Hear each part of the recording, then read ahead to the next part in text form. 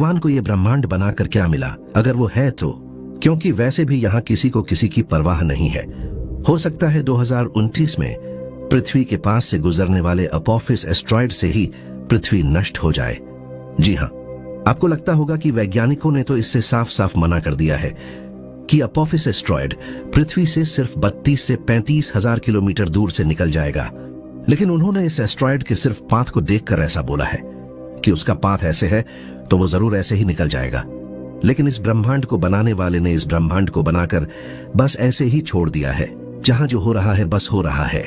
मतलब ये एस्ट्रॉयड इस तरफ भी आ सकता है और इसको हमारे अस्तित्व से कोई मतलब नहीं होगा। और अगर किसी वजह से ये एस्ट्रॉयड पृथ्वी की तरफ आ भी जाए तो ये मत सोचना कि ब्रह्मांड को बनाने वाला आपको बचाने आएगा। जी नहीं। तो फिर इस ब्रह्मांड को बनाने वाला अगर वास्तव में है और ये ब्रह्मांड किसी और वजह से अस्तित्व में नहीं है, तो फिर वो चाहता क्या है जब उसको किसी की परवाह है ही नहीं? और फिर उसने ये ब्रह्मांड बनाकर पाया क्या? सबसे पुराने बताए जाने वाले हिंदू धर्म के अनुसार देखें तो उसके अनुसार जब भगवान ने कुछ भी नहीं बनाया था और वो खुद कुछ भी नहीं यानी नथिंगनेस में मौजूद थे, तो जब भगवान नथिंगनेस से बाहर आए तो उस खाली जगह का निर्माण हो गया जिस खाली जगह में ब्रह्मांड अस्तित्व में आया हुआ है। और जब भगवान कुछ भी नहीं यानी नथिंगनेस में मौजूद थे तो खाली जगह तक भी अस्तित्व में नहीं थी, और भगवान के कुछ भी नहीं से बाहर आने पर ही वो खाली जगह भी अस्तित्व में आ गई, क्योंकि भगवान के नथिंगनेस से बाहर आने पर कुछ तो होना चाहिए जिसमें वो नथिंगनेस से निकल कर आएंगे। इसीलिए स्पेस यानी खाली जगह अस्तित्व में आ गई। और हाँ, कैसी होती है नथिंगनेस, इसकी वीडियो कमेंट में सबसे ऊपर मिल जाएगी। और फिर जब भगवान के साथ खाली जगह भी अस्तित्व में आ चुकी थी, तो क्योंकि तब समय का कोई अस्तित्व नहीं था बल्कि सिर्फ खाली स्पेस का था, तो भगवान ने जीरो टाइम में ही ये डिसाइड कर लिया कि उनके अलावा भी कुछ होगा, यानी दूसरे भगवान। और हाँ, हिंदू धर्म में जो सबसे बड़े भगवान माने जाते हैं, उन्होंने ब्रह्मांड और हमारा निर्माण नहीं किया, बल्कि उन्होंने जब अपने अलावा दूसरे भगवान को अस्तित्व में लाया, यानी अपने ही अंश को अस्तित्व में लाया, और क्योंकि वो एक ही हैं और सिर्फ दूसरे भगवान के रूप में अस्तित्व में आए, तो उन्होंने भी जीरो टाइम में यही सोचा कि उनके अलावा भी कोई होना चाहिए।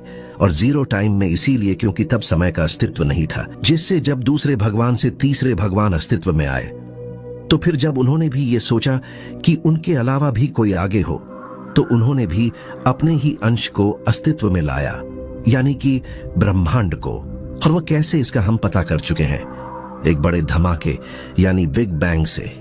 और हाँ, ये तीनों एक ही हैं, जिससे इन्होंने अस्तित्व में आते ही ये सोचा कि उसके अलावा आगे भी कोई होना चाहिए, क्योंकि ये सोच एक ही की थी।